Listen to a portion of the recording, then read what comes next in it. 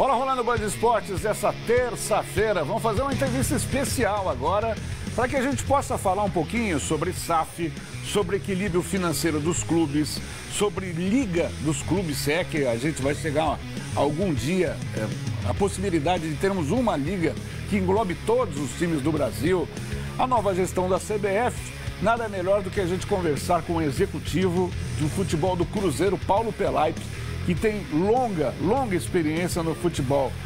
Paulo Pelaip, que alegria a gente temos o prazer de fazer contato com você para a gente esclarecer alguns pontos importantes nessa terça-feira. Seja bem-vindo, Paulo. Boa noite, Cacá, um prazer muito grande. Boa noite, Bernardo, Ivan, Léo. Eu sou um assíduo espectador do Bola Rolando, né? Sempre que posso, aí todos os dias assisto o programa. Ô Paulo, para começar o debate aqui com você, eu acho que nada melhor do que vestindo a camisa da Raposa. Veja que a gente tem no nosso estúdio, inclusive, uma raposa. Não, tá aqui do lado de cá, do meu lado aqui. Que foi o primeiro clube, a SAF do Brasil, e a gente amadureceu com 4 anos, pelo menos, essa forma de gestão. Queria perguntar, e a gente já tem um cardápio bem variado, para a gente poder analisar o que deu certo e o que não deu certo. Então, a gente já teve clube que revendeu a SAF, caso, por exemplo, do Cruzeiro, clube que entrou na justiça contra a SAF, caso, por exemplo, do Vasco, clube em que o presidente manda seus jogadores para outros clubes que tem aí pelo mundo afora, caso do Botafogo, enfim. Já dá para a gente fazer um balanço das SAFs no Brasil, Paulo? Olha, eu trabalhei a segunda SAF que eu trabalho, né? Eu vim da SAF do Botafogo de São Paulo, né? Que eu trabalhei 3 anos e 4 meses, e aí quando o Pedro Lourenço comprou a SAF do Ronaldo, eu fui convidado pelo Alexandre Matos para vir trabalhar aqui com o presidente dono da SAF, o Pedro Lourenço, e com o presidente Pedro Júnior. Então, realmente, é um trabalho aqui que está sendo feito no Cruzeiro, muito bem feito, muito sério, né? Cumprindo todas as suas obrigações, cumprindo aquilo que promete para os atletas, para os funcionários. E esse ano e 4 meses de SAF do Pedro Lourenço e do Pedro Júnior, né? do BH que comprou a parte do Ronaldo Fenômeno, né? Então, a gente vem evoluindo, vem crescendo, e nós achamos que estamos no caminho certo. Sim, mas com relação às outras, em termos de modelo de gestão, se a gente colocar numa balança hoje em dia... Porque é o seguinte, Paulo, tem muito clube que ainda pensa em fazer SAF, e aí começa a analisar o que deu certo e o que deu errado. Eu acho que isso aí é muito importante, né? Porque o Ronaldo fez um trabalho, o Pedro Lourenço com o Pedro Júnior assumiram o Cruzeiro, deram continuidade, mudaram algumas coisas que eles achavam que deveriam mudar, mas o Cruzeiro vem num crescimento, né? Ano a ano vem crescendo, vem trabalhando para isso.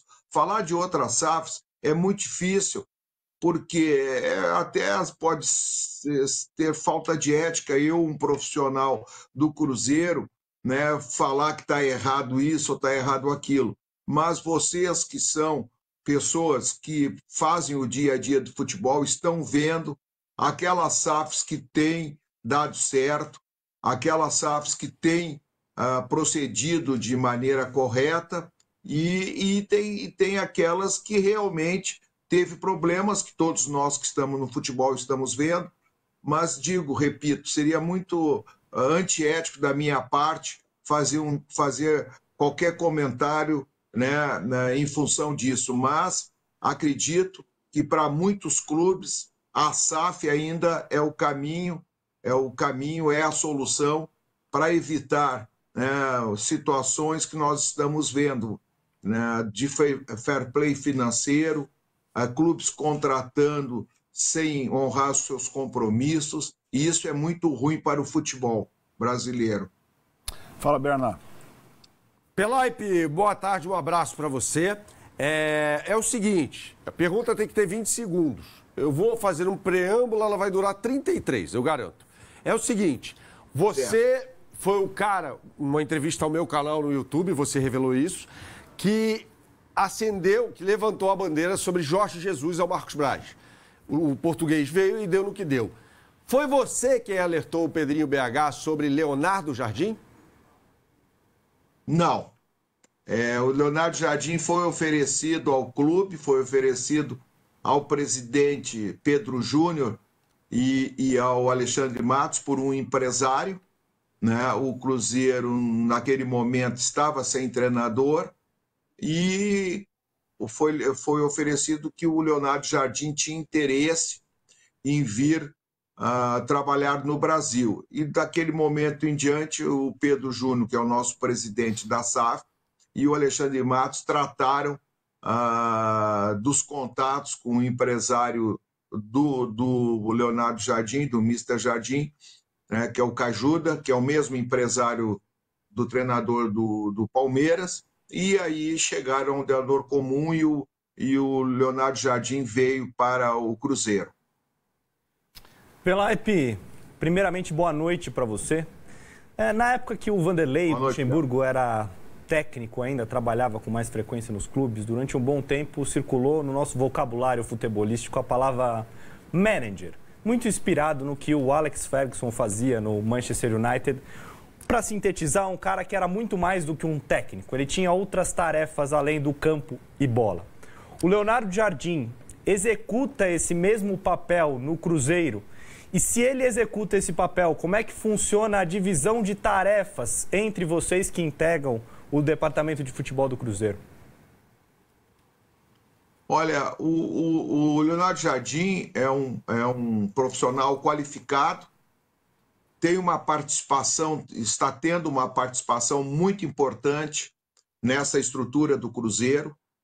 É o comandante do vestiário, que comanda toda a parte de preparação física, a parte de fisiologia, a parte médica do clube, junto com os atletas. Nós temos a parte executiva, que eu cuido, e temos o presidente, né, que é o Pedro Júnior, e temos o dono da SAF, que é o Pedro Lourenço. Então, hoje, né, nós temos profissionais em cada área. Trouxemos um scout, que é o Joaquim Pinto, que trabalhou por 15 anos no Benfica, está aqui conosco há 60, indo para 90 dias. Então, as coisas estão sendo feitas com muito critérios, e nenhuma contratação no Cruzeiro não é feita que não passe pelo aval do Mr. Leonardo Jardim. É um critério, né? O presidente é ouvido, eu sou ouvido, o dono é ouvido, e o treinador é ouvido. O treinador é ouvido na parte técnica, na parte que o jogador pode vir para contribuir dentro da organização da equipe, e o presidente e o dono da SAF são ouvidos e têm a última palavra em função dos valores, dos salários, porque realmente é assim que nós estamos trabalhando. Ivan. Pelaipe, tudo bem? Prazer em ouvi-lo. É o seguinte, nós ouvimos recentemente... Tudo tranquilo. O Leonardo Jardim recentemente falou que o objetivo do Cruzeiro no Campeonato Brasileiro é G4, certo? Vocês se surpreenderam com a campanha do Cruzeiro, né? Porque ele conseguiu acertar o time num curto espaço de tempo. De fato, é buscar uma vaga para a Libertadores, ou você vê força nesse Cruzeiro com 2 competições para disputar o título da competição nacional? Ivan, nós iniciamos aqui a competição e o que nós falamos lá no início, nós continuamos falando. O nosso objetivo, primeiro, é estar entre os quatro classificados para uma vaga direta de Libertadores. Esse é o nosso objetivo. Quando o Mr. Jardim fala nisso, não, às vezes as pessoas, né, acham que desdenham, né, a palavra dele, mas esse é o nosso objetivo.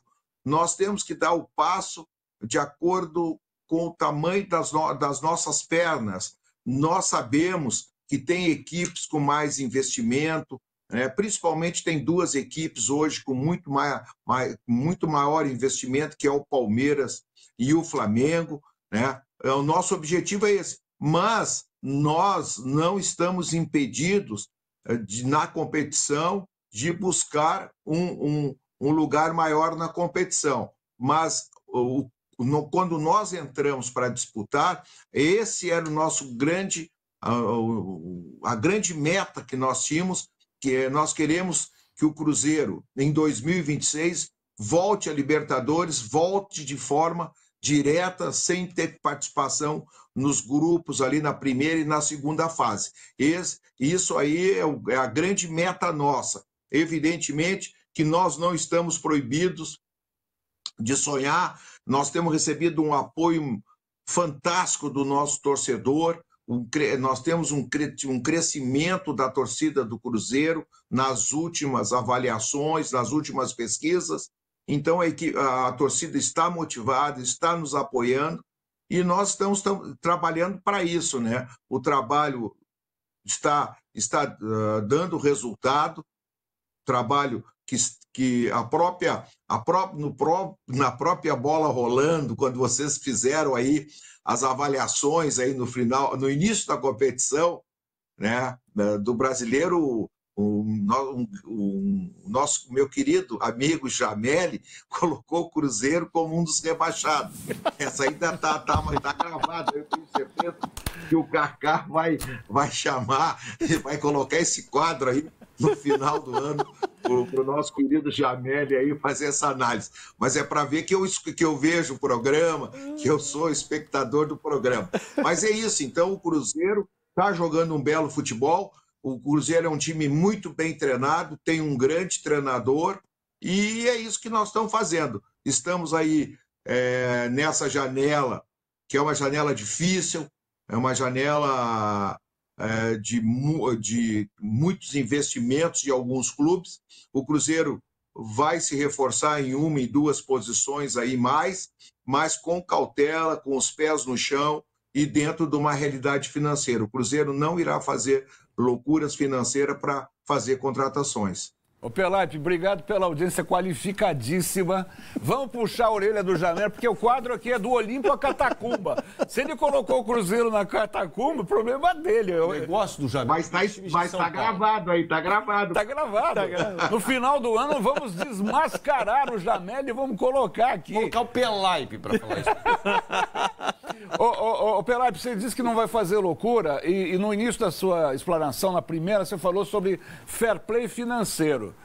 O presidente da CBF, o novo presidente de Roraima, lá o Samir Chaudhry, na primeira coletiva ele disse que não sabia bem o que era isso.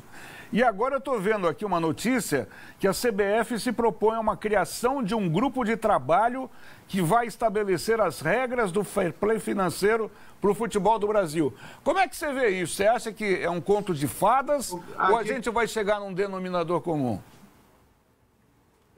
O Cruzeiro, nós aqui vivemos com muitos bons olhos, porque aqui é um clube que honra os seus compromissos, então é importante isso para o futebol brasileiro.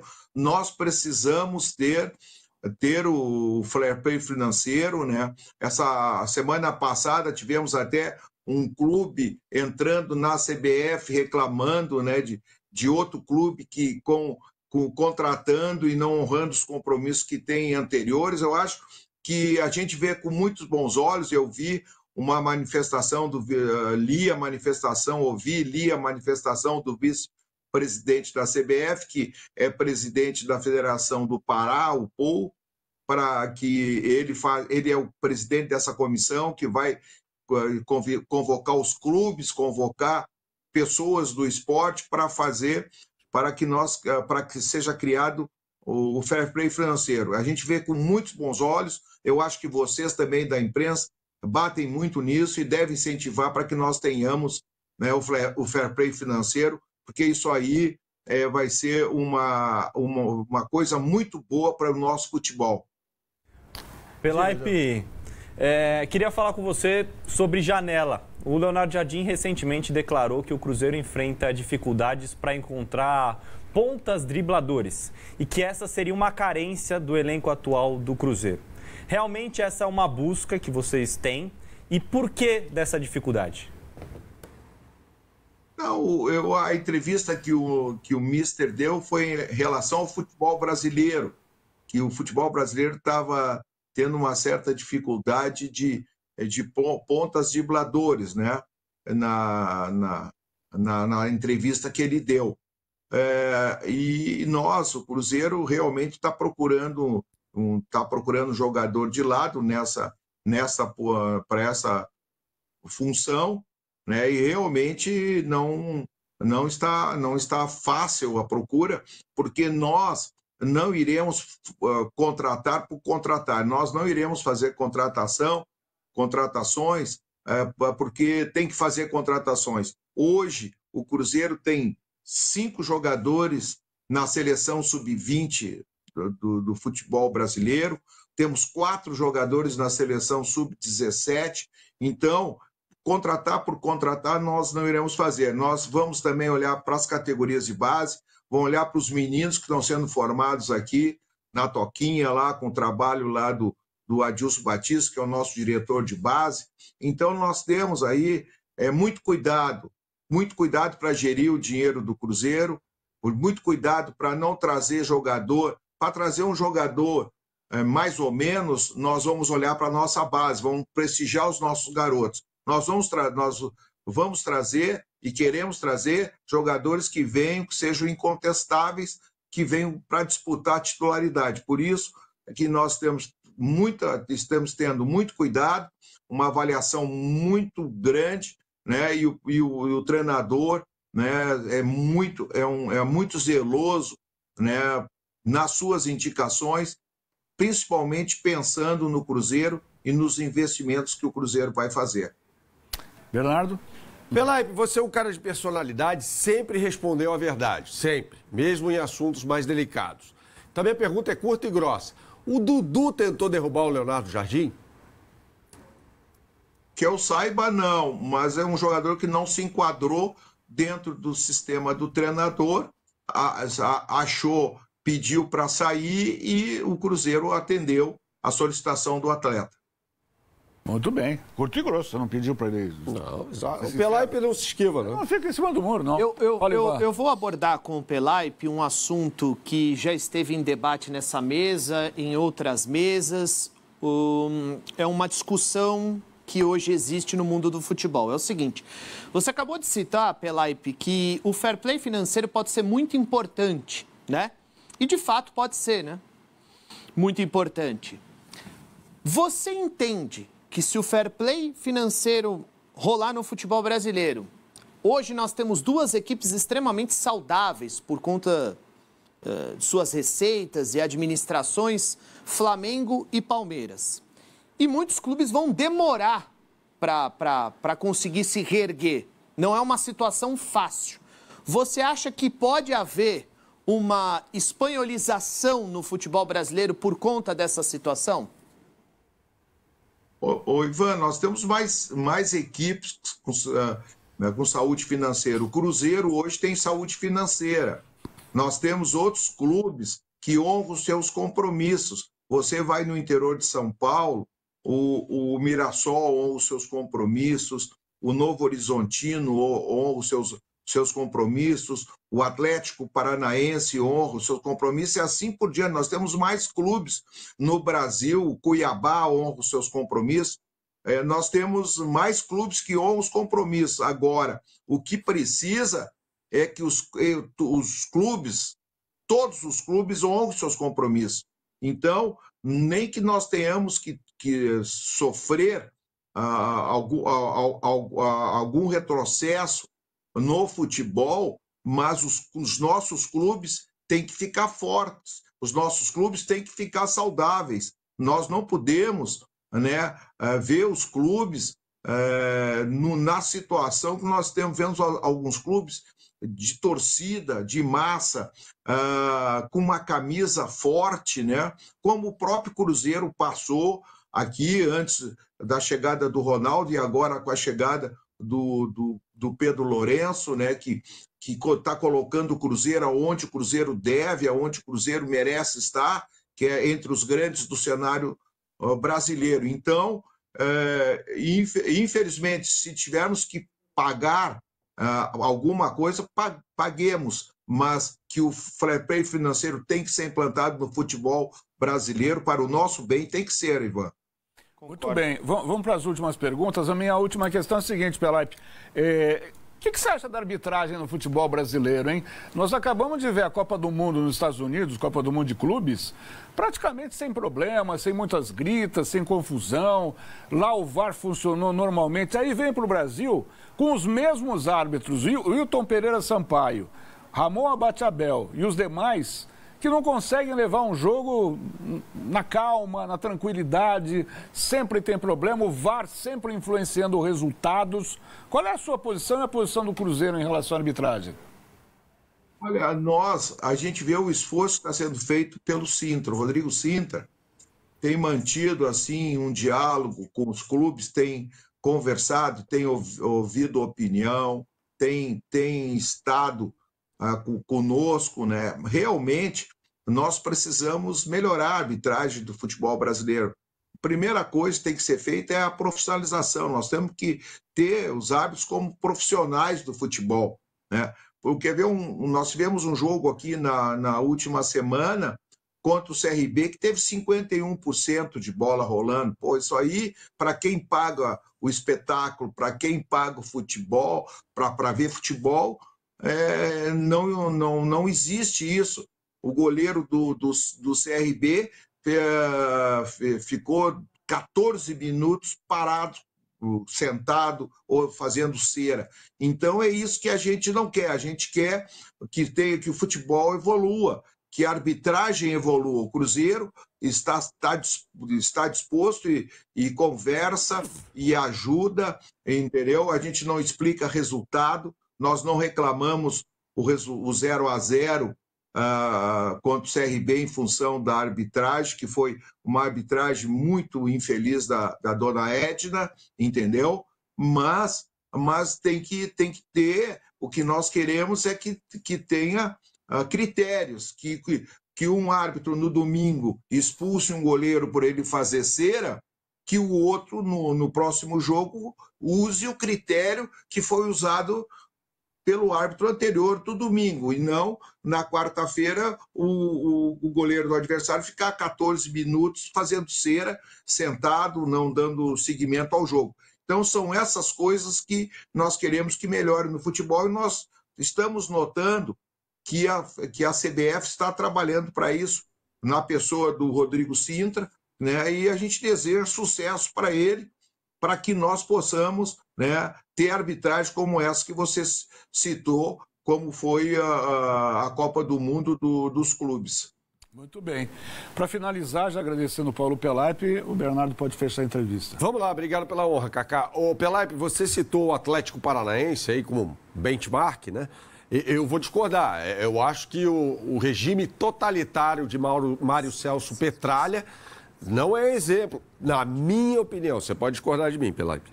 Não, o que eu falei não foi... Eu falei que o Atlético é um clube que honra os compromissos. Nós estávamos falando em clubes que pagam os atletas em dia e honram os compromissos. Então, eu falei vários clubes, né? Eu citei agora a forma de governo, eu não discuto, entendeu? Eu respeito a tua opinião, né? A sua opinião, mas o que eu falei foi em termos de honrar os compromissos, pagamentos com salários em dias, é isso que nós estamos falando ali naquele momento. Boa, Pelaipe, valeu. Já que você é nosso telespectador assíduo, nós começamos aqui com um debate acaloradíssimo sobre a volta do Neymar à seleção. Você acha que o Neymar deve voltar à seleção, Pelaipe? Quem tem que escolher se ele tem que voltar ou não é Ancelotti, que é muito bem pago pela CBF. Grande resposta. Se o Rodrigo Caetano cair amanhã, você toparia trabalhar na CBF? O Rodrigo Caetano não vai cair, porque o Rodrigo Caetano é um grande profissional. Tive a honra de trabalhar muitos anos com o Rodrigo Caetano no Grêmio. E, além de tudo, é meu amigo, e os meus amigos eu torço sempre para ir bem. Estou torcendo para o Rodrigo Caetano, porque realmente se trata de além de ser uma pessoa muito correta, muito séria, é um grande profissional.